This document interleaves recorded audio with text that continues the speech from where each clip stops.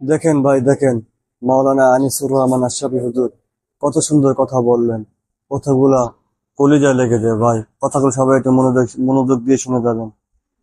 এই বাপ, তোমরা যারা সিজদা করো না, তোমরা বলো না বাজান, বলো না এই দরদি ভাই চিৎকার করে বললাম, তুমি যদি বলো তোমার পায়ে ধরতে, আমি পায়ে ধরতে রাজি। তুমি যদি বলো তোমারে জড়িয়ে ধরে কানতে, আমি কানতে রাজি। তুমি বলো কেন আল্লাহর সাথে রাগ করলা? কেন আল্লাহর সাথে রাগ করলা? কেন আল্লাহর সাথে নারাজ হইলা? কেন সেজদা কপালে জুটলো না? কেন মালিকের সাথে সারাদিনের এত কিছুর বিনিময়ে আল্লাহ তাআলা একটা মিস কল দিলে, 2 সেকেন্ডের একটা মিস কল দিলে বন্ধু তুমি টের পাও তোমার মোবাইলে মিস কল আসছে।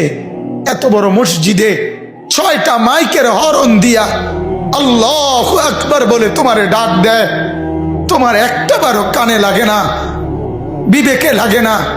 তোর মতো সত্য ডাকাত, তোর মতো পাষাণ বেটা আর কে হইতে পারে? বেটা কথা বলেন না কেন?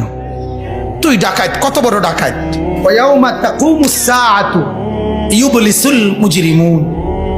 আল্লাহ তাআলা বলেন যখন হাসরের মাঠ কায়েম হবে, হাসরের মাঠ যখন কায়েম হবে, নাফরমানরা, পাপীরা,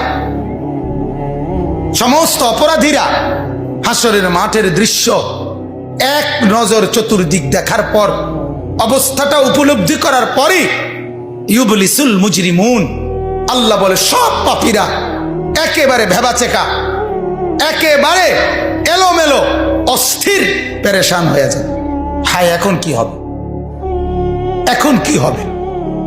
হাসরের ময়দানে দাঁড়িয়ে দেখবে আল্লাহ নবী সাল্লাল্লাহু আলাইহি সাল্লাম বলেন 2টা কদম, শুধুমাত্র 2 পাও রাখা যায় যতটুকু জায়গা। আল্লাহ রাসূল সাল্লাল্লাহু আলাইহি সাল্লাম বলেন একজন মানুষ হাসরের ময়দানে শুধু এতটুকু জায়গায় বরাদ্দ পাবে। 1 সুতা ডানে বামে সামনে পিছনে আগ পিছ করতে পারবে না, 1 সেকেন্ডের জন্য বসতেও পারবে না। আল্লাহ তাআলা কোরআনুল কারীমের মধ্যে ইয়াউমা ইয়াকুমুন নাস লিরাব্বিল আলামিন, রব্বুল আলামিনের সামনে সবগুলো মানুষ দাঁড়িয়ে থাকবে। দাঁড়ানো দাঁড়ানো দাঁড়ানো থাকবে, দাঁড়িয়েই থাকবে। মাথার 1.5 হাত উপরে সূর্য। আল্লাহ বলবে সূর্য তোর সমস্ত তাপ আজ ছেড়ে দে, খুলে দে তোর সব তাপ। পায়ের নিচের জমিন উত্তপ্ত তামার মতো উত্তপ্ত হয়ে যাবে। এরপরে আল্লাহ পাক রব্বুল আলামিন